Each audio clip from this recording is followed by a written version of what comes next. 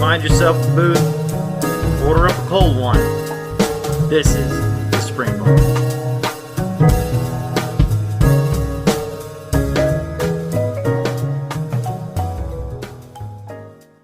Hey everybody, welcome to the Spring Bar. Glad to have you here. I am Ramen Mike.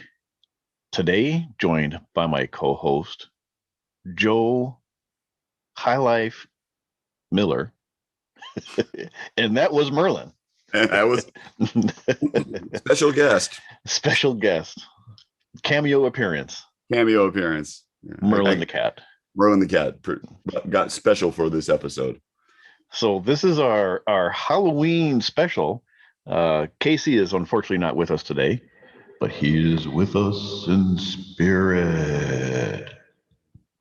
You've been wanting to use that since you found out that thing could make it.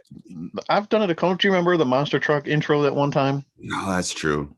Yeah. See, I've used it a couple times. I'm just excited when I actually get to, and it makes sense. What's going on, Joe? Oh, nothing's up but the rent, man. It is band season. You know this now. You are a newly minted marching band. Yes. It is band season. So I am in the midst and throes of. Well, it might be for you, maybe not quite for us yet. They just had the last home game.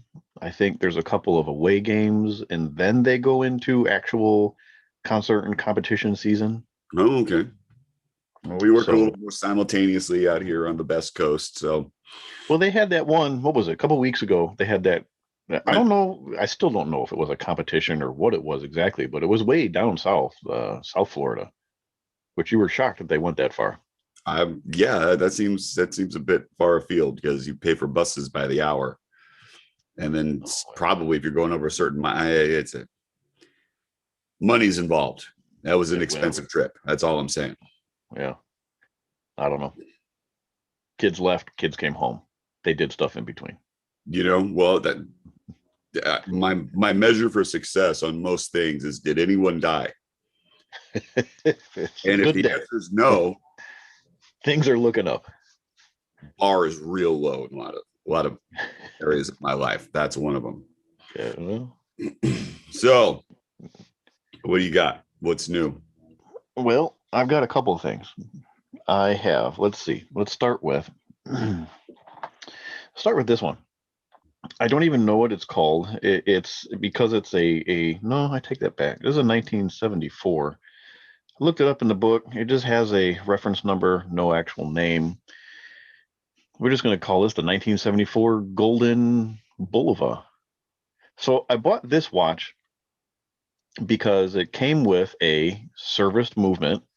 Right. And it probably was. I mean, it seems to be fine. It winds smooth. It sets smooth. It keeps time. It runs a little bit fast, which is, it is what it is. But I bought it because the movement that was in the Golden Clipper quit running. I forgot you got that one. I mean, I remember we had the whole conversation about it and I saw it and all the rest, but it's like just skipped my mind. How can you forget it? But it's not. No. The watch you do. Oh, this? Clipper, yeah, that. Yeah. That's what we're talking about. Yeah. It's weird though. I mean, it's really not a bad looking watch. It's not horrible. Yeah, no, it's not bad. Next on the list is what a beautiful 1977 Caravel 333 diver. Oh, that's all gold with a light gold champagne dial and a real nicely faded burgundy bezel on original Tropic strap, no less. The Tropic style, not a genuine Tropic. Does it have a signed clasp?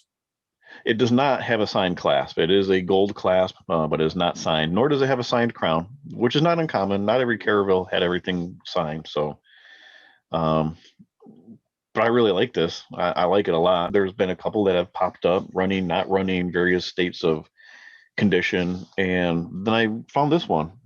You sent me this listing. Did I? Oh, well, I knew you were talking about them, and you sent me. I was like, okay, it popped up. I always send you things that I think you might be interested in. You just want to get me to spend my money.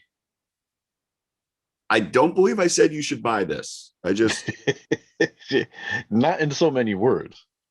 But whenever you send me something, it's always you should buy this. take a look at this. No, that's not all. I sometimes just send you something like, have you seen this yet?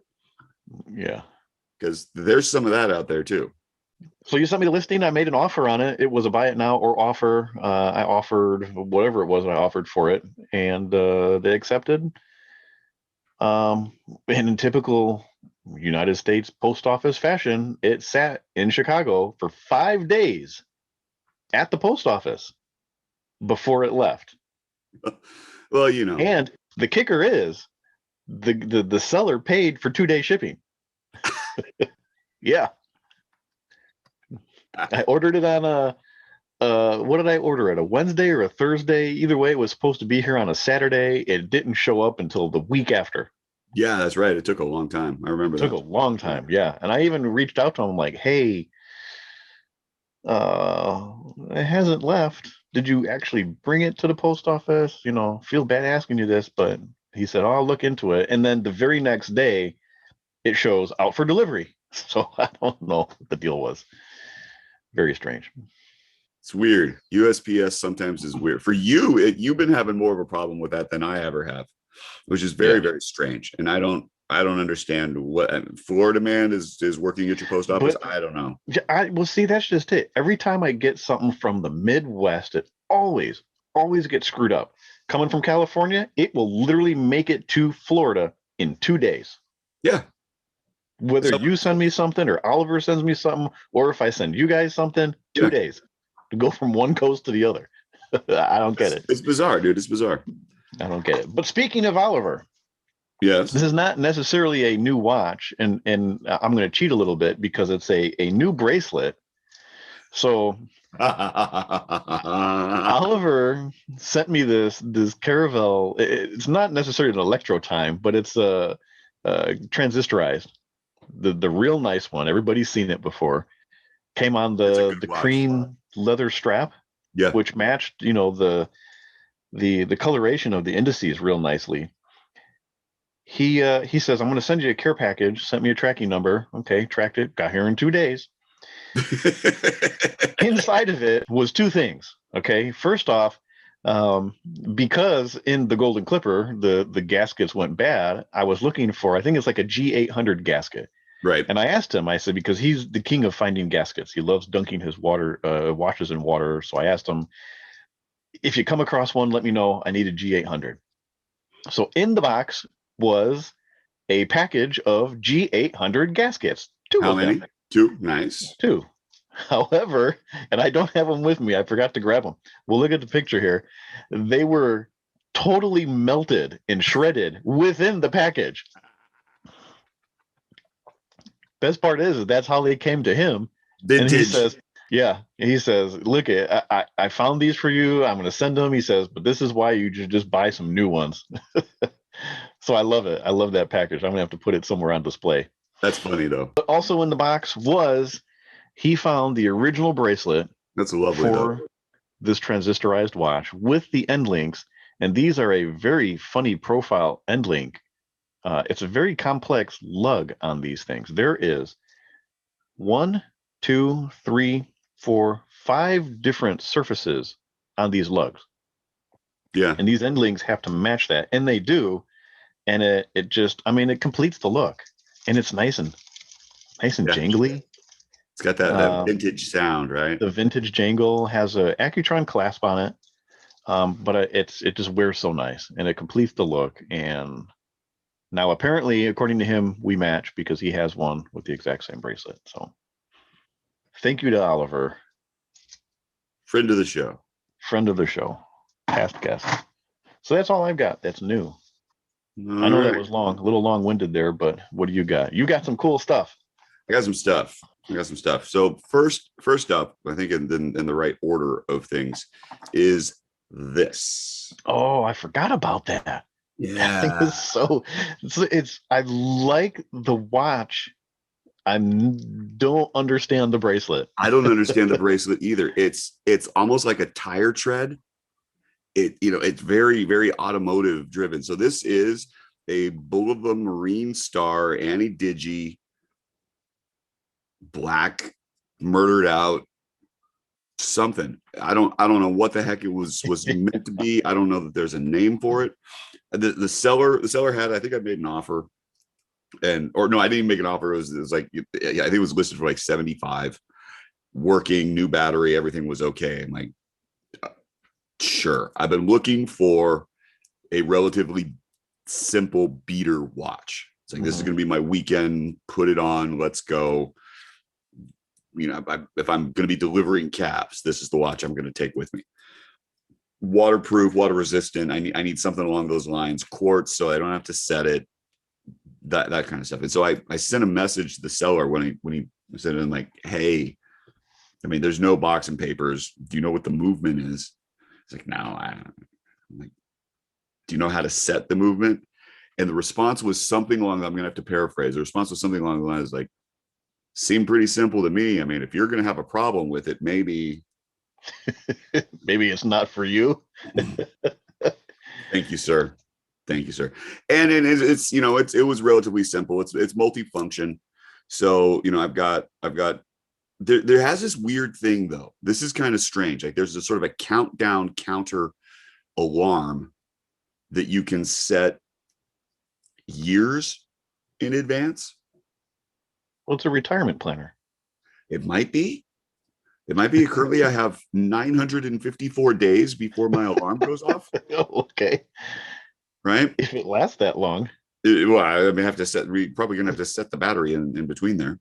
I've got an analog time. I've got a digital time. I've got a stopwatch. You reset the battery and it resets your countdown timer. It could be. I don't know what's going on with it. So it's you got the full date. It's pretty cool. But the one of the neater parts about it, and we'll have to see if we can get the good picture of this. The bezel, right? It's a one directional bezel, but at the 15. There are dots right on the top of the bezel. So like you're looking where they got the numbers, and then there's that sort of inner ring, and there's dots right on that. It's like it's a really clever way to do that. It was a really neat design feature. And you got sort of the red pointer seconds hand. It's got an alarm. It's cool. So are you stuck with that funky bracelet? Is it not an integrated lug, but is it specifically for that? It's not an integrated bracelet, and it's got lugs, but I'm kind of stuck with it. The way that the lugs are set up, it's a real deep V, and it's a sort of a fitted end link. And so I could probably pull it, but the gap is just going to be really, really weird. Like I could throw it on a NATO and it would be okay. But yeah, that would be an option. It's like, it's the original bracelet. It's pressure fit for the pins. And this thing is old enough that it's been a lot of the pins are warped. So like I was trying to get it to fit exactly right, and I'm real close, but I can't get the pins out. And this is jeweler hammer, and just trying to tap it through. No micro adjust on it? There are, but I still need to I had to get out 2 links because one of them wouldn't. It's like it's gonna be fun. It's gonna be fun. This is like a 2004 model, so it's all right. It's cool. I'm liking it. It's gonna be okay. And then you're sticking to your Anti-Digi word. I am sticking to my word on that. I said it's gonna be a thing.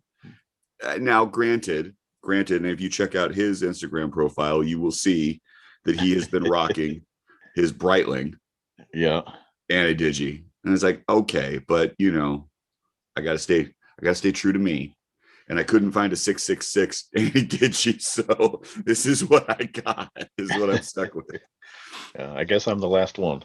Well, hang on. You never know. And then I recently got this. And this is... And it is, for those not watching. It is a Bulova Deep Sea Chronograph B with the Coke bezel and the black glossy dial. And it's kind of nice. And it's got your favorite pylon seconds hand, or chronograph hand, right? In orange. Well, yeah, orange. The bezel is probably about an 8 out of 10. The Yeah, dial, the bezel's not bad on it. It's not bezel's all not bad. faded. No, the Yeah. bezel held up really, really well. It didn't ghost hardly at all. Yeah.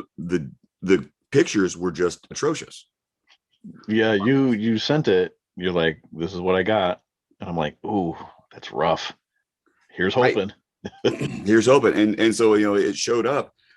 And I had a little bit of hope on, I zoomed in on the listing and I was taking a real close look at it. I'm like, that looks like it's surface scratches on the crystals, what that looks like.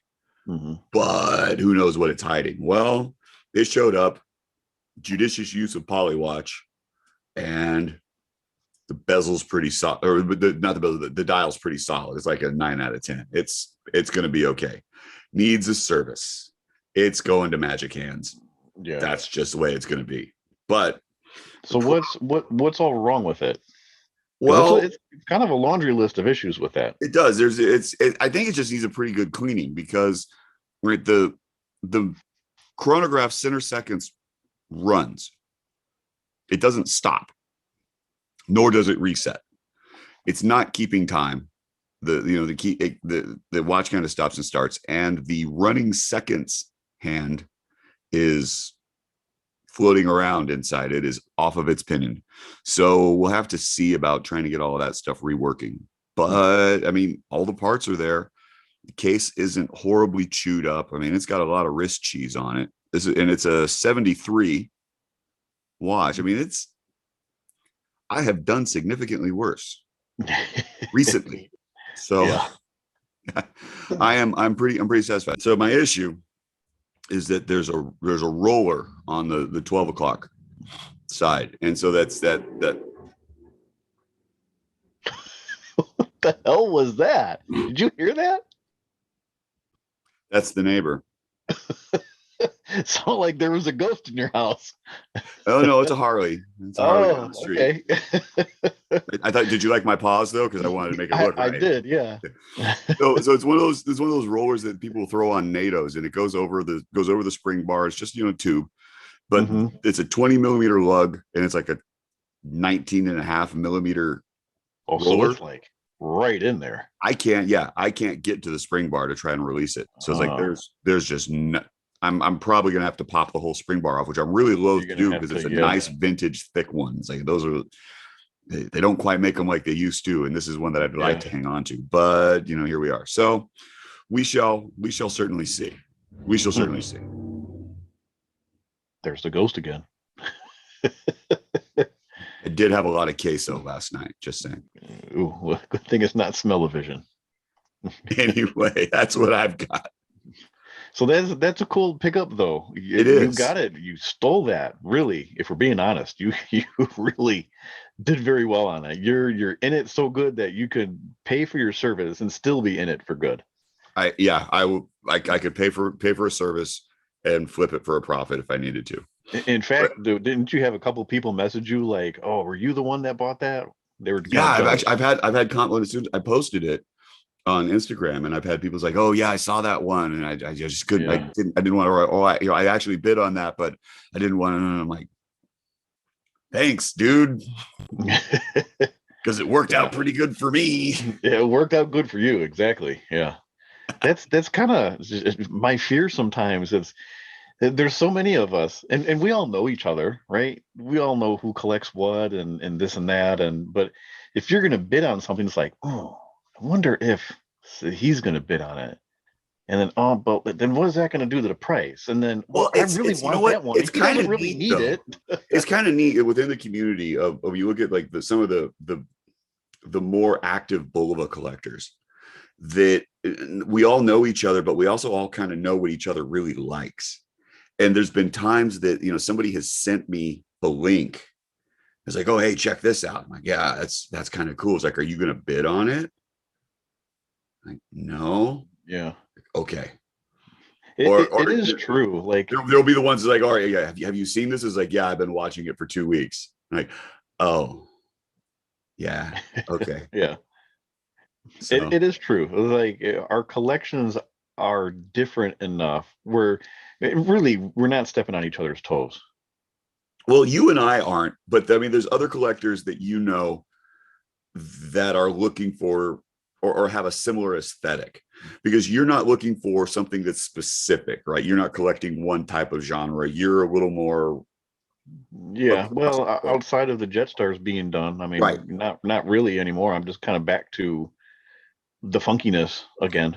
But even then, when you were collecting the Jet Stars, like nobody else was collecting the Jet Stars. And from that, however, I've started to people have been like, oh yeah, I'm looking at this one, I'm looking at this one, I'm looking at this one. I'm like, oh, that's Mike's favorite. Oh, Mike's got that one too. Mike really had a hard time But finding that one. did I do that? Did I do that? You may have, because people have been reaching out to me about it. I don't know. Maybe you're creating a market. So what do you got? What's on the wrist? What are you drinking? So, well, I've been talking about it. This is the 1970 Golden Clipper J with its new 23 joule movement. Nice Taken watch. away. It's a nice watch. I love this thing. I bought it for super cheap. It's just, it polished up real nice. It's funky enough too, with the way, you know, that vertical date. Yeah, the vertical logo, the vertical date, the egg shape. I mean, the case has got a, now, I mean, the dials. For me, because I've seen those for a while, and it's the vertical logo. The vertical logo just doesn't do it for me. And Really? I really wish it did, because I've had so many people say that that's the coolest part of the watch is the vertical logo. It's not that, and it not only is it a vertical logo, but it's in a script completely to itself. It's like that 70s want to be mildly disco. It's a not really your disco watch. It really is. Yeah, well, aside from there's no facets to sparkle. No, because it's not a disco ball case. Not a disco ball case. No, I'm not saying that, but it's got a real. But yeah, no, I know what very you're saying. Studio 54 aesthetic going on there. Yeah, no, I absolutely love it. It's got this. Who was it? Who did I say it was? Chrysler. Yeah. It's stamped Chrysler. It doesn't have the usual Chrysler logo, and it has spring end bars, end links. But it's that hooded lug, so you never see them. So you never see them, yeah. But I'm curious though. Is it a knockoff Chrysler, or is it a genuine, just a cheaper version of it? I don't know. Probably genuine. Look, though. I love this thing. I love wearing it. It's good. So I am drinking Victory wine. Oh, the smooth taste of victory. Enjoy that. That's a good bottle, by the way. It's very smooth. It goes down easy. I will say that. I will. You better. This is and remember that the bet was Rombauer. It's a Rombauer Merlot. Rombauer. Yeah. So the bet was though that Mike said I want this, and he gave me a particular brand, and I'm a bit more of a wine snob than he is. It says I reserve the right to send you something different. But there's nothing wrong with my choice. There's nothing wrong with your choice. Mine's just simply better. Okay, this is good too. I will say that it is very nice. It is very nice. It has a good flavor to it. It's wet. It tastes like grapes. Yeah, it tastes like grapes. Yeah, grapes and stinky feet. What you got? On your wrist. On the wrist. Small today. I am wearing the She Devil, the Bulova Lady Diver, the orange dialed 666. And this watch, just for let me run down the specs of this. This is a lady's watch. The dial is smaller than a dime, so it puts it in kind of a sub 30 millimeter. It's got a hybrid cushion case. Lugs are, I think, 13 millimeters. On the dial, we've got a date. We have an internal Cyclops on the crystal. We have a functional bidirectional bezel. We have a quick set date. We have an automatic movement. And the level of legibility on this sucker is kind of through the roof. I mean, Bulova just really designed the crap out of this sucker.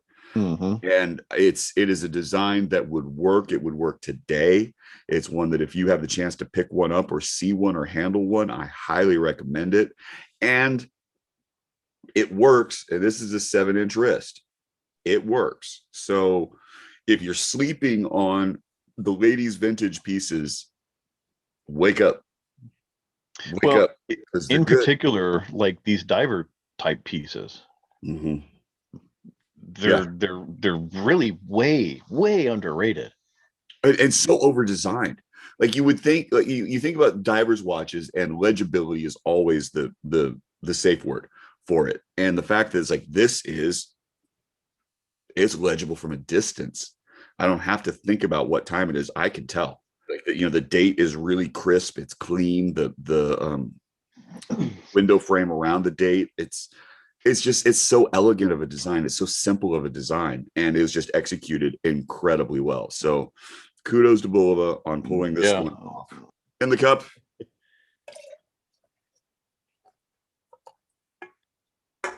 Little Coke and rye. There you go. So let's get into it on tap today. Today's episode, not sponsored by our partners at eBay. Correct. Because we're probably going to tear eBay up a little bit. But we are talking buying and selling on eBay, the woes and triumphs and frustrations that we have with it. I mean, you and I are on there a lot. And I don't know, as far as our listeners go, if people, buy and sell on eBay or are afraid to or don't understand how it works or whatever. So we're just going to kind of get into this one a little bit.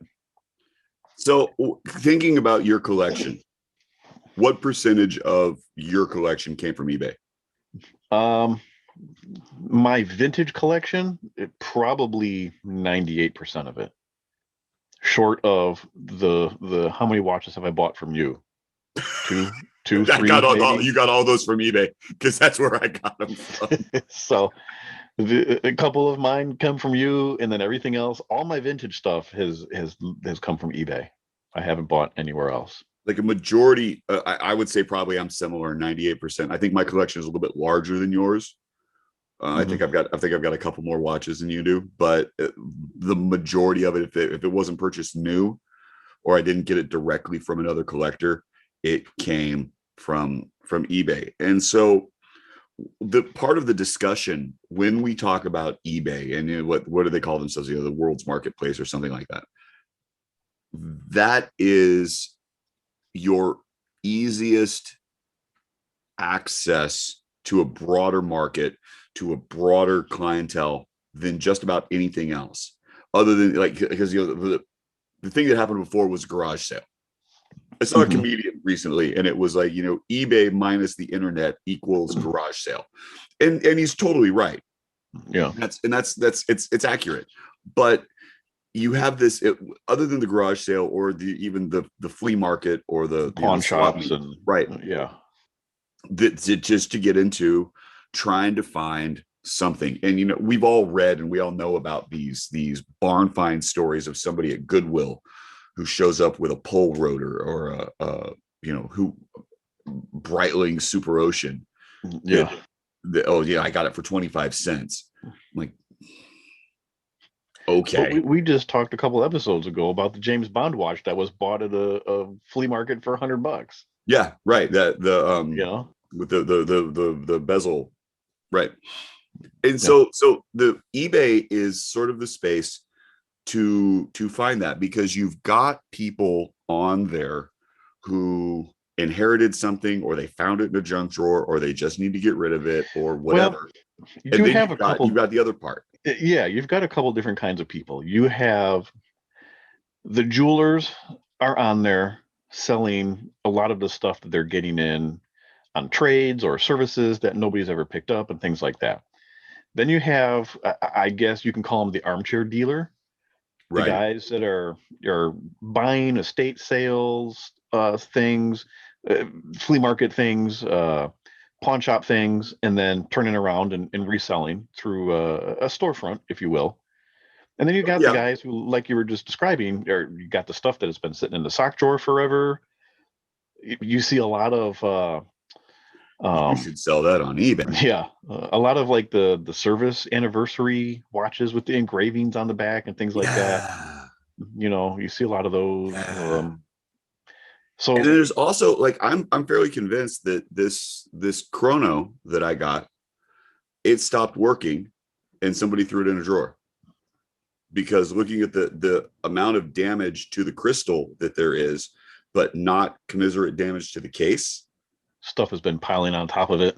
It sat crystal down in the junk drawer with staples and the screwdriver and a wrench and some rubber bands and whatever else you got in the paper clips. It sat there for probably a couple dozen years. I mean, it's the watch is as old as I am, and you can see I am a little gray in the beard. So you too are a little rough around the edges. I've been stuck in a drawer for a while. Yeah. So you get these kinds of pieces, but like part of the benefit of eBay, and that I think both you and I have taken advantage of, is that there are people who's like, you know what, I don't need this anymore, and I need to move this to make room in my collection. I'm not trying to make a profit.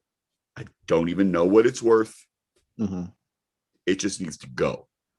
So let's start and talk about that find. I gotta move it find. How do you go about we've talked a little bit about your search for the Jetstars, which you cannot search as a Jetstar, right? You have to get really creative in how you search. So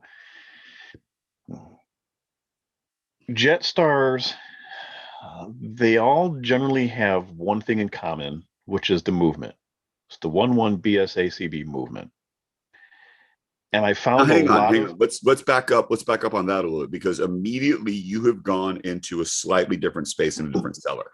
Well, not necessarily, because you'll find in a lot of listings, people will list the movement caliber as if it's some sort of identifier of the watch. So for those of us that know, that's just the movement that's inside of it. But these people they feel like that is an identifier specific to what it is that they're selling.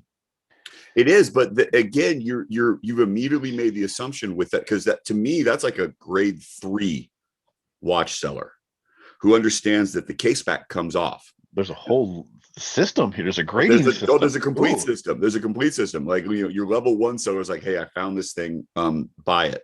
And you got 2 pictures.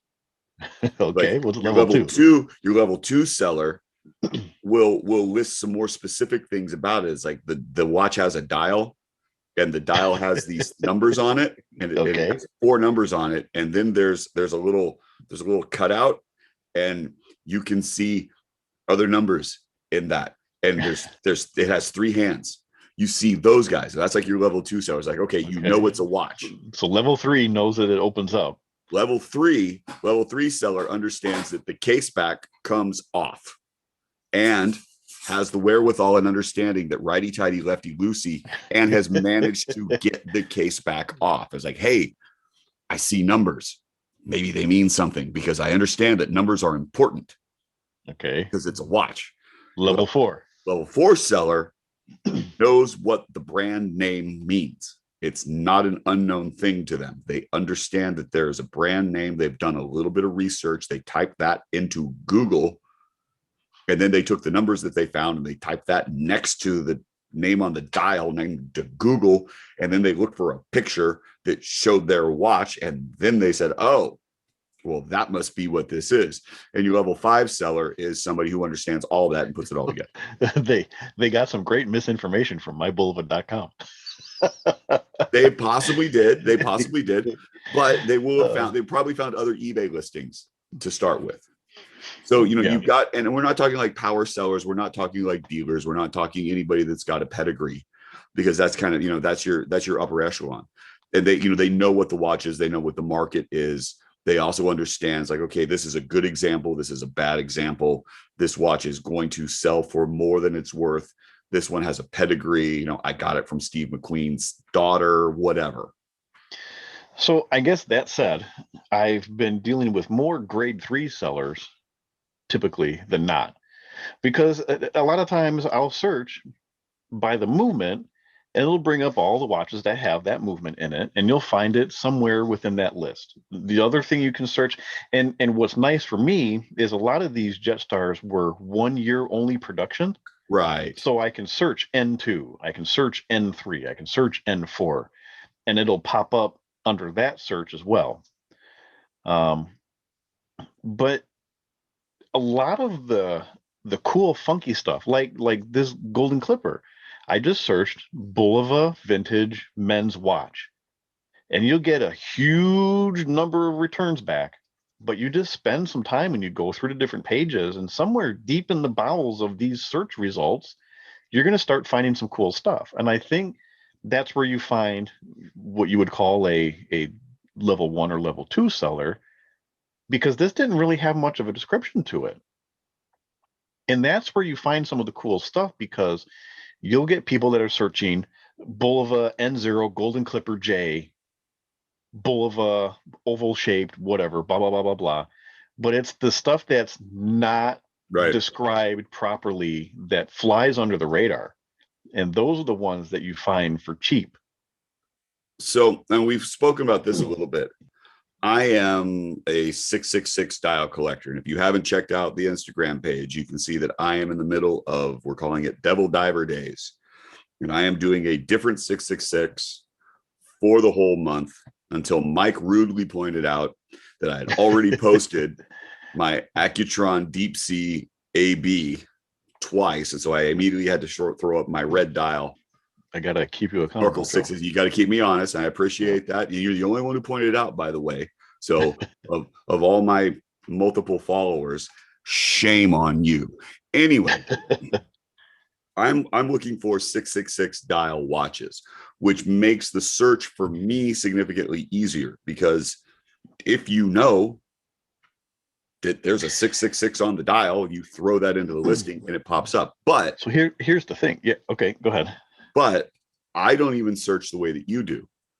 My search is Bulova, all listings. Well, and so here's the thing, right? I'll search very specifically. So when I was looking for Jetstars, I was searching by case numbers. I was searching by movement numbers, by date codes, by Jetstar, by date, red dial, orange dial, whatever. I was getting, I was doing a lot of different searches, try and find specific pieces. But then you or Lewis or somebody else will send me a listing for something that's exactly what I'm looking for. I mean, like, how did you find it? You're like, oh, I just searched Bulova. It's like, but in the description, it says all the things that I'm searching for, but if for whatever reason, it just doesn't come up. It says it in a slightly different order. It says, and this is where, the search engine becomes part of a crutch. So you have to unlimit yourself. I will search Bulova, and I don't put any other criteria. I will search all listings also. So it's not less rich watches, it's not parts and it's not jewelry, any of that. It's just everything. Because sometimes you find really cool stuff, like my Bulova bowler shirt. And also I'm looking for bezels, I'm looking for hands, I'm looking for, all of these other little bits and pieces. So I'll search Bulova in general, and I try to do it daily, which means I'm looking at about 5 to 6 pages of stuff. And as soon as you've done that for a little while, that's it? Yeah, that's about what it is per day. So for me, I'll go through more than I'll go through 10 to 15 per sitting. Oh, I don't even look by city. I just look at everything. No. I mean, sitting. Like, I'll sit down and scroll through. Oh, for one sitting at a time. Well, yeah, but are you doing specifics, or are you? But when I'm searching broadly like that, I'll go through more pages than if I'm looking for something specific. Oh, see, I will go through. Usually, I will go through till something that I've highlighted, and that's generally 5 to 6 pages. Okay. Depending on the day of the week. So like I'm feeling that I'm relatively current. And then from there, I may go back and I may type in like Bulova 666 or Bulova Devil. And then to see if there's anything that I missed, which there rarely is. But I'll find that on Caravel more than anything else, or Accutron. So you're searching, it's easier for you to find the stuff you're collecting because you're searching Bulova 666, Caravel 666, what have you. But it makes it harder for you to find a good deal. Okay, so that's it. Yes So and let's yes and no. Yes and so let no. me let's talk about this real quick. Okay. Let's talk market trends. Okay. All right. Let's talk. Yes. A Great. couple of years ago, and I think I've mentioned this in an episode or two ago, about the Oceanographer G. Yes. You couldn't touch one for under $900. It was the cheapest that you were finding them. Correct. Now you can buy one for what? $300-400? Not right now. Now it's creeped back up. And you've got some people that are looking at there's a couple that are listed and they're starting off a lot lower. Like usually they were coming in at like $500 Mm-hmm. and they were selling it over that. That was what the trend was. But now you got the last year, they're showing up at about 120, $200, and they're not selling for a lot more than that. However, just in the last couple months, it's creeped back up. And so there was Are you noticing it? Because I'm not feeling like it is I am yet. noticing it because I've got people that are reaching out to me and they're asking me, like, hey, what do you think about this one? And I'll take a look at it. It's like, okay, handset's correct, dial is correct for that year, the bezel maybe or maybe not. And we were just talking about this, but still the fact that it's like, this is a pretty honest example. Everything kind of matches. It looks right. And then I check the sold listings and it's going for $400, $500, $600. There's a couple that are up. This is a week before the episode airs. So you can't go look for it now because it's gone. But there's a couple that are up on eBay today that are going to sell in probably a $700 range, and totally worth it. Totally worth it. Yeah, and the one that you sent me this morning, it was at $600 with like 40 something bids on it. Yeah, a lot. That's the highest I've seen one being bid up to in quite some time. Something's going on within that market, which is kind of nice. Definitely helps me in my retirement scheme. So I'll take it. Here's the problem. Here's what I'm seeing too. And especially in 666s, everybody wants to sell high, but nothing is selling because people aren't buying at these prices. Like, when you start, what are the ones that you have? The two cases that are refinished for you, you have the black and the silver dial. Yours don't say 666 on it, but there are ones that do say 666. Yes. That everybody wants to price at like $1,200 to $1,400. Right. But nobody's buying them at $1,200 to $1,400. But everybody still wants to get that much for them. Well, I don't know. I don't know what's going on with that, because I think that as soon as you take a look, if you look on Chrono 24, and I think that we all know that the prices on Chrono 24 are a little bit of a pipe dream. Chrono 24 gives you false hopes. It does, but it also depends on where you are within the market. And it's like, what are you looking for? It's like, okay, if you are looking for a Submariner, or if you're French, a Submariner, because there's been a whole argument about how you say that, by the way. Just I haven't heard that one before. Oh, you haven't? Oh, it's fantastic. No. It's a great discussion. The question is, what do you want and how much are you willing to pay for it? And Chrono 24 is okay at that level. If you're more of a collector, you've probably got a better series of access points through different dealers, through different collectors, through whatever, and you can save yourself some money and get a little bit of a better reference, get a more honest reference. But you've got these people and these dealers that are like, okay, I've got this Bulova, what do I do with it? I'm going to list it, but I'm going to list it at Rolex money. And it's like, it's not going to move. You aren't going to move it at that. And we had that same thing. Like, you refinished those Sea Hunter cases for me. Mm-hmm. And the Sea Hunters were going for $1,200. Yeah. For a Caravel Miyota 17 jewel movement from the 1970s. Are you freaking serious? And they were getting it too. There was a point in time that they were selling for over $1,000. I'm like, you have got to be joking. I remember we talked about this. I had a guy reach out to me. who was starting his own company, and you can find him on Instagram right now. I won't name any names. But Are we talking the same guy? we're talking about our I know friend, who you're. right? Yeah, And I know who he this started is. throwing out. It's like, oh well, I think it's worth this. I'm like, you're smoking crack. It's not worth that. It This just is simply this. I forgot about him for quite a while now. This is the guy who had a bull of a royal oak that I think he was selling for almost $3,000, right, and he wanted to send it to me to refinish the case, and I right. told him no, because A, I don't trust him, and No, B, I don't trust him sending me, something that he's trying to sell for $3,000, because somehow something's going to happen. And it's going to be my fault, right? oh yeah, And then he got mad at me though for it. He got mad because I wouldn't take his watch and redo the case on, which it would have been for easy. free. It's all brushed. I mean, it's not difficult. Could have done it. Go get a But Brillo it's like, pen. yeah. But it's like, no, I'm not going to. Unfortunately, I was nice about it. Like, unfortunately, something with that amount of value, blah blah blah blah blah. It's going to hurt your resale, this and that.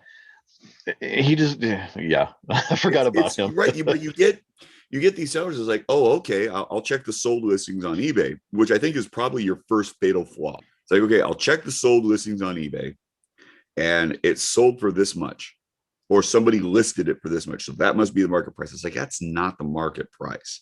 Market price is going to fluctuate. And to be absolutely honest, the stuff that I have seen that is sold for a ton of money has been the stuff that got listed at 99 cents. It started at 99 cents, or started at 1 cent, or it started at $1. And somebody took a look at it. I was like, yep, I'll bid on that. So let's talk about that. Market fluctuations. You think it's on the rise. I don't quite think it's there. But Well, okay. Caveat. I okay. think that vintage Bullaba is on the rise, but that's what I pay attention to. I'm the wrong guy to talk about collections with. It's like when people talk to me about my career path. I knew what I wanted to do when I was in 7th grade, and it got there. So that was it. When you talk about vintage watches, I collect a very, very narrow focus. And I may branch out into other things that are ancillary to that, but for the most part, it's like I'm collecting one thing. So I've got a good handle on that particular market. It's going up, not massively. It's not doubling or tripling, but something that would cost you $200 2 months ago is probably going to cost you $300 this month. So Okay. Well, okay. So let's talk about this before we talk about the other thing that we're going to talk about. So I have a CAA that I'm trying to sell. yes, That watch that eBay I dial, just cannot. PUW movement, nice cushion case. I mean, it's a great watch. It is. I've It's got in one. great condition. It's going to make somebody very happy. The problem is I just can't connect with it. Absolutely. It's going to make somebody very happy. Oh yeah. But the problem that I'm running into is mine is listed at the price that yours was listed at, and the price that you paid for yours, I would be happy to accept, but nobody is buying at that price. No, they are not. And that's partially because you have the watch listed at, what is it, like 33, 35% higher than that number? No. But, on Instagram, it's listed at 350. well, there you go. Yeah. Right. But that's not your eBay price. And you don't, and you got your buy it now price. You got Yeah, but you got to cover the fees, man. You got to cover the fees. I understand. And I'm telling you, if you want to move the watch, you list it at 99 cents and you let the cards go where they may, because what's going to happen when buyer frenzy gets in. Somebody's going to try to snipe. We'll segue into this. You and I have a very different selling style. We do. We do have a different selling style. I am a buy it now seller. You are. I am not. I set a price. I let it sit there. Somebody out there is going to pay the price. And I'm not asking ridiculous money. So I have it listed on eBay for $425. I have it listed for $75 cheaper on Instagram. You want to buy it cheap? Come see me on Instagram. You can have it for cheaper. It's better for you. It's better for me. That's true. But Okay. when you Okay. Well, sell on eBay, you gotta think fees, you gotta think well, taxes, let's talk you let's gotta talk think. about that. Let's talk about that. Let's talk about that. Okay, so yeah, we can pull this from my Instagram listing. This is a mistake buy. Big mistake on my part. Which one? This is a Caravelle 666 that the bezel insert came out and they that one. replaced it with steel. Yeah. Right. It's a day date. It's a set-o-matic, automatic, dual date. The dial's got a little bit of damage to it. Handset is good. Well, does it run? Yeah, it runs. It runs. Unsigned crown, but I don't think it came with a signed crown. I don't think those did, no. Right. And I bought it for what I'm trying to sell it for. And it's been listed for months. So you bought it for? I think it was like $199, and I think I've got it listed for like 99 or $100. It's like, great. That's it. You bought it for $199? I think so. $200. Because I thought it was something else. Okay. And it was not $100. Oh, okay. Well, but I also think though, I think it's got the same bracelet as that one that Oliver sent you. Is it that weird? No. What is it? Is that like one of those E-Link bracelets? So that's the same bracelet, oddly enough, that came on the Sea Devil that I'm trying to sell. Well, you know what? I'll sell it to you for $100. So you do that. You sell on an auction basis. And the thing is there have been multiple times at the end of your auction listing, you're like, well, I didn't win on that one. And that's where I'm not in this to make money. I'm in this to get out of them comfortably. Right. To not lose money. But I'm not trying to lose money either. Right. That's okay. I think when you sell unless you have something that people really want, and I feel like there was a time where if I put this Sea Devil on an auction style listing, it would have gone for decent money. Yes. Oh, I'm sure. But do you think people are willing to pay more for a serviced piece? Or are we at the point right now, where if it runs great because it's a watch and it should run, and that's what I expect when I buy something from you? Are people really buying the value addedness of having a serviced watch? It depends on where you are in your collector journey, because you've got some people, you and I, others that are at more of an experience level. It's like, okay, I understand what a serviced piece means. I understand that you think it's a serviced piece, and your definition of service and my definition of service are not the same. However, if you can provide me with documentation of that service, you can provide me with the name of the person that did the services, you can provide me with a breakdown of what was done, you can provide me with the cost of the things that came with all of that, you can provide me, I can see their AWCI accreditation. So if you get that information, you're willing to pay the value of the watch plus on top of it? I am more than likely willing to pay for what it is that they are selling it for. Or I can probably negotiate somewhere in there that would be fair. A lot of times I'm looking at a watch that's always been serviced. It's like, it hasn't been serviced, or it was serviced 5 years ago. It wasn't serviced. It wasn't serviced to a level that I would consider, using the people that I use, it wouldn't be serviced to that level. How about buying stories? You got any buying stories? I got plenty of buying stories. Tell me a buying sale gone wrong, Joe. Let's enlighten our listeners on some of the stuff that can go terribly wrong. The story for me, the buying sale gone wrong, that is for me, is my green dial 666 that I got from Germany, that the seller did not authorize international sale. And this is a new old stock watch. It doesn't have boxing papers, but this watch has been worn 8 times before I got it. Luckily, I have a former roommate who lives in Germany that I could have it sent to him and that he could send it to me. That's my biggest kind of, everything gone wrong story, at least when it comes to watches. So for the most part, my transactions have been relatively smooth. That's a good story though, because you buy internationally, where I I do. won't. I do. I will buy internationally. I don't So have a problem what do with you it. find? Do you find that that goes fairly flawlessly, international purchases? I so my this watch came from Mexico. My deep sea chronograph 666, the blue bezel, blue dial, came from Venezuela. I've gotten watches from Korea. I've gotten watches from Japan. I've gotten watches from all over. I haven't really had an issue. And this is sort of a testament to eBay that they have smoothed out the level of this transaction.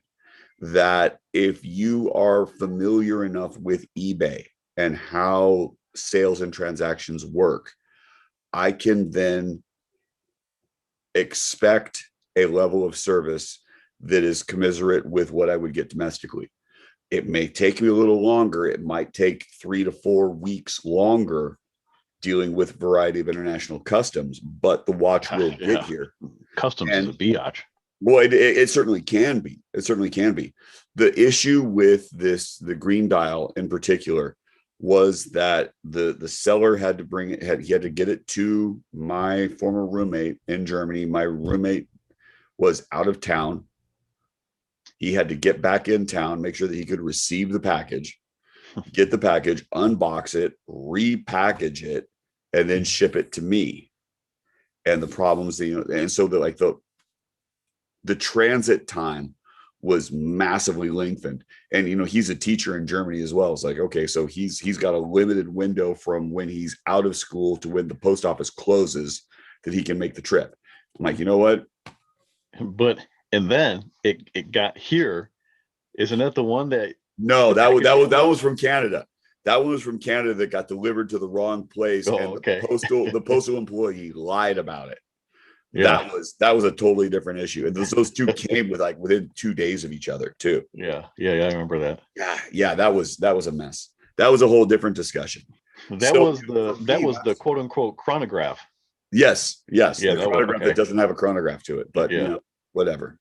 So let me ask you this question, because you do buy internationally. When you look at international listings, it says seller ships internationally. Be aware that you are responsible for tariffs, taxes, import duties, things like that. Et cetera. Have you ever had to pay additionally on any of the stuff that you brought into the States? No, because the value of I wonder what the thresholds are. It's below what I'm paying. It seems to be significantly below what I'm paying. I could tell you all kinds of sales stories gone wrong, but I won't, because we're running long and I want to get into calculating fees. So you heard me talk a little bit ago about calculate. When I list a watch, I offer it first on Instagram at a price that's reasonable. Okay. Not too far above what I want to get for it. A price that I would like to get for it. And then I'll list it on eBay at a much higher price, because you got to cover those fees, right? So when you're selling watches, they have a pretty straightforward pricing or fee structure. And I had it up earlier. For me to try and find it quickly is not going to happen. If it's, oh gosh, what is it? I'm just going off memory here. If it's below $1,000, it's 15%. If it's from 1,000 to 7,000, I think it's 9%. And anything over 7,000 is 3%, and they base a value on it, perhaps. I forget exactly what it is when you get to that level. But most of the stuff that you and I are buying is that $0 to $1,000 mark. Okay. But here's how it breaks down for that. It's essentially, when you're selling something, you're getting charged 15% of what they call the transaction price, plus a 30 cent valuation fee. Okay, 30 cents. I don't get it. And then what the eBay offers, if it's over $2,000, they offer an authentication, right? That's a whole different thing. Yeah, money gets put in escrow. Right. It gets sent to a third party. They inspect it, and then you get the option. Which has worked to Casey's advantage. Which has, yeah. It has worked to Casey's advantage. So it's not a bad value added. But anyway. And that they don't charge you, for what I No. understand, they don't charge the seller for it. eBay offers that Yes. to protect both the seller and the buyer. And the Yes. same thing happens in reverse. If the buyer receives the watch, returns it for whatever reason, it goes back to that third party to Yes. be inspected.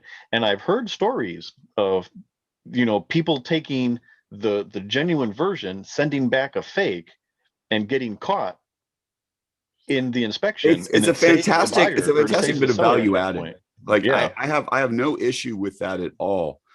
Part of the question is like I've been trying to figure out like who these authenticators are and what are their qualifications, because again it comes down to this question of service, and there are service people that I trust, and there's service people that there's a reputation, and then there's somebody else. It's like, okay. And so there's a level of transparency that isn't exactly there yet, but I think that eBay is starting to come around to that. They're starting to figure that out. Mm-hmm. Back to fees. Back to fees. Here's where it's messed up. This particular watch I had listed for $245. I took an offer for $215 for it. Okay, $15 shipping. So they're adding up the sale price, $215. They're throwing in the $15 shipping charge that I'm charging the buyer, and they're throwing in the taxes the buyer is being charged based upon the state in which they live, the tax Right. rate that they are paying, Right. whatever that may be. You're adding all of that up. So for a watch that sold for $215, $15 shipping plus the taxes, the buyer paid $247.85. Yeah. Okay. But I'm getting charged 15% on their taxes. Yes. On what their final cost is. Yeah. Which makes 0 sense. No. It makes 0 cents to you. It makes 15% amount of sense to eBay. To eBay, yeah. But it explain to me how that makes sense, that I get charged 15% on the taxes that you have to pay, that eBay collects, that eBay pays to the government, that I never see. Processing fees. So it doesn't make sense. So it doesn't make sense, but it's part of their market value, and it's part of their business model. It's the way that the company makes money, and the fact that how they make money. You've got an app that is incredibly well designed. The website is also incredibly well designed, and the user. But you know what? Here's the thing: I've got no problem paying you the 15% on the sale price, $215. You're going to charge me 15% on what it cost me to ship it to somebody? Oh, okay, fine. You're going to charge me 15% on what the government is taking? Okay, well, let's talk about this one. But it is what it is. You can talk about this one, but say, eBay still has to pay that, so you might as well share. So what it comes out to is the buyer is paying $247.85. It is a total amount of fees of $37.18. And then you take out the 30 cents. And to me, I get $192.52 for a watch that sold for $215 plus $15 shipping. So call it $230, right? It didn't cost me $15 to ship it. It cost me $14.75. So that's how it breaks down. It comes down to this idea, and there's multiple people that talk about it. Watches as an investment. Is it an investment? Is it not? Are you flipping for a profit, or are you not? What is the point of selling? And so it's like, okay, I have to build that into my sale price and everything else that goes with it. It's like, okay, yeah, you have to build it in, but when you're selling at a higher level, I think it makes it a little bit easier. They're charging you less percentage, first off, the higher value it is that you're selling. Right. But when it comes to our level, like we're selling stuff that's $200, $300, $400. If, yeah. You know, and it does cut out quite a bit of your profits. So when you're listing something for sale, you have to list it. You have to ask yourself, what is the lowest dollar amount I will take for this item? And then you have to figure, okay, so start figuring your 15% and, you know, figure out what you're going to do for shipping and all that, because you're getting 15% out of that. And then you're going to have to try and play the game of, okay, well, what is an average tax rate? Because you got to figure in if somebody's got to pay taxes on it, and I'm getting charged 15% on taxes. So you got to figure all this out, and you end up with a number that is, so the CAA I have listed for $425 on eBay right now. I will net roughly 340 depending on taxes and shipping Right. costs on that watch. So I'm netting 340 on a $420 sale, $425 sale, more once you add in the $15 shipping that I'm charging. So what is that? $440. I'm netting 300. So it's $100 that's going away in fees. So that's why, you know, when you're selling on eBay, it's not easy if you're like us, where you're just trying to move a piece on, you're trying to get out of it. Because I can buy a watch for, let's just say, $200, and for me to get out of it, even, I got to sell for $275 or $300. Oh, easy. Yeah, sure. You know, and then you have to play the game of, well, where at, you know, just because I need to add in fees on top of what the market value is for a watch, is somebody going to pay that extra? Is the market going to go up to match what I'm asking for it? It's a whole thing. It's not easy being a seller, but I love the people who sell stuff for way below what it's worth. It's all about the market, man. What are you willing to bear? What will the market bear? What can I? It's how it is, man. It's how it is. What are you gonna do? So on our level, is eBay a good sales tool for us? Probably not. Probably not. It's a great buying tool. I will say that. We have found great deals on like you say, like, so back to your tier system. These tier 1 and tier 2 sellers who really don't know what they have, and they're just selling something to sell it. Or even the armchair dealers who are selling in volume, who are buy it now or best offer. They're always going to take an offer. Always. I have never paid asking price on a buy it now or offer listing, because these guys, they're selling in volume. It doesn't matter, you know, if they're taking a little bit of loss on one, they'll make it up on another, or they'll sell, you know, 10 watches that week, and they don't even see the difference. So there's always a deal to be had. It's just how you search for it. It's back to that, like that whole, buy low, sell high. And like, what are you into it for? What do you need to get out of it? Do you need to break even or not? And that's really where it comes down to. Yeah, if you're trying to sell. So I don't know. eBay, good for buying, not so much for selling, unless you're selling in bulk. Last call, Joe. What do you got? You know what? The only bit that comes up to mind is the fact that Accutron's birthday from when we're recording will be on Tuesday. On Tuesday. And it's an anniversary that's probably worth celebrating, just looking at where Accutron was historically and where Accutron is going in the future. It's an interesting brand. It's an interesting concept. I think that there's some big things that are going to be coming from them, and I think that it's definitely worth a look. So Accutron, we like them. Oh, for sure. Absolutely. We wouldn't be where we are and talking about the things that we talk about if it wasn't for Accutron and Bulova. So last call, we had a comment on last week's Instagram post. Yes. Okay. And the comment comes from Bulovas and Bolt Actions. Yes. Friend of the show. Friend of the show. And I think he was listening to a previous episode because it didn't really have, unless I just don't remember, had anything to do with that we talked with last week.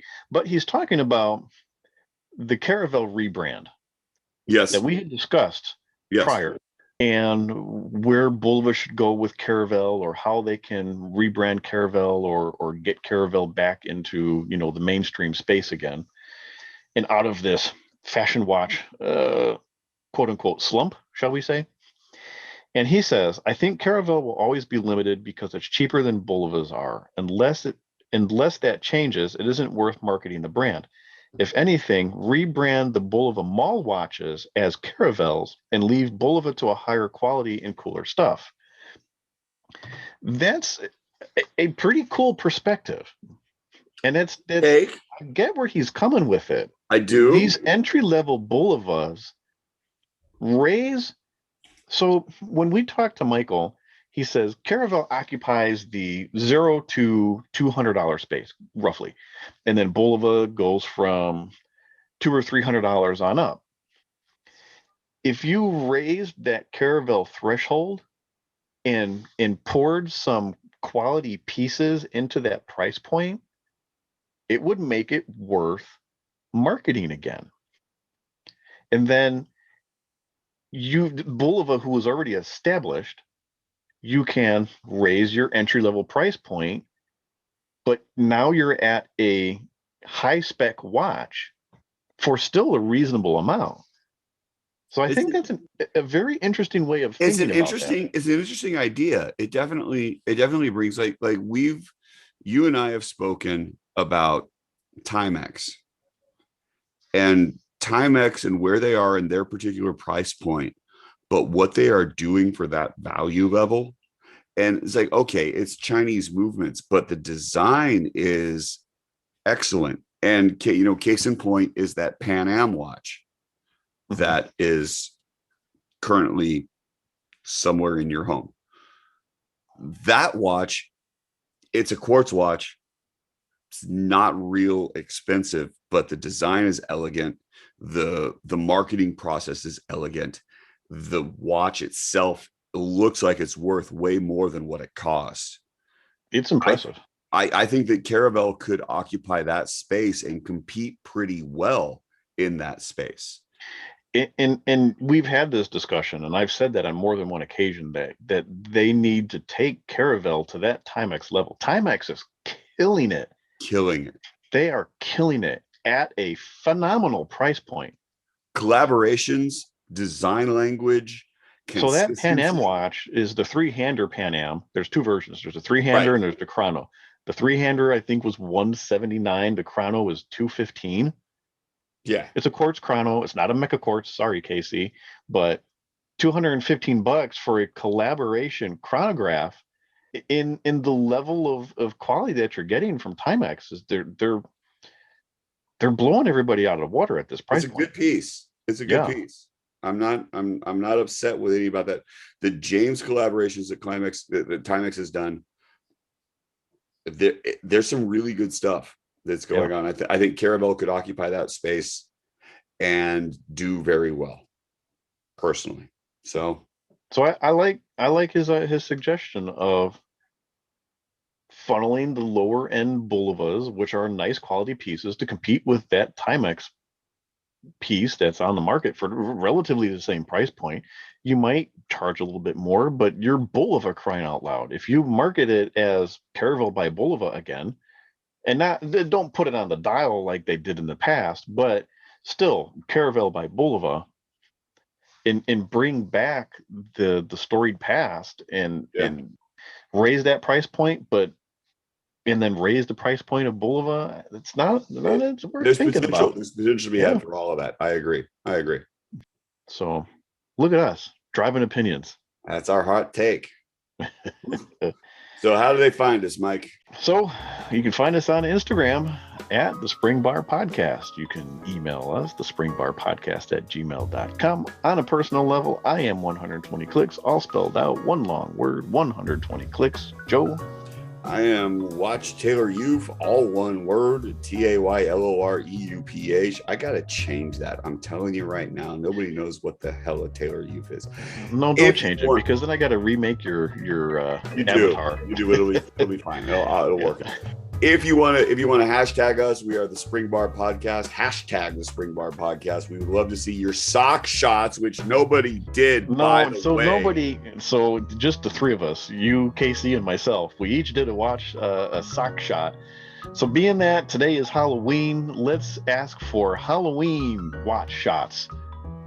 Ooh, costumes. Halloween costumes, pumpkins, ugly gourds sitting on a countertop behind you. Halloween watch shots. It's a really ugly gourd. That's all I'm saying. That is pretty bad. Yeah. It's phenomenally bad. Okay. So Halloween watch shots, hashtag them, Spring Bar Podcast. We'll put them up. You can have your 15 seconds of fame, or however long the Instagram story lasts. Everybody wins. Everybody wins. Until somebody buys our useless junk that we don't want anymore. Cheers. Cheers.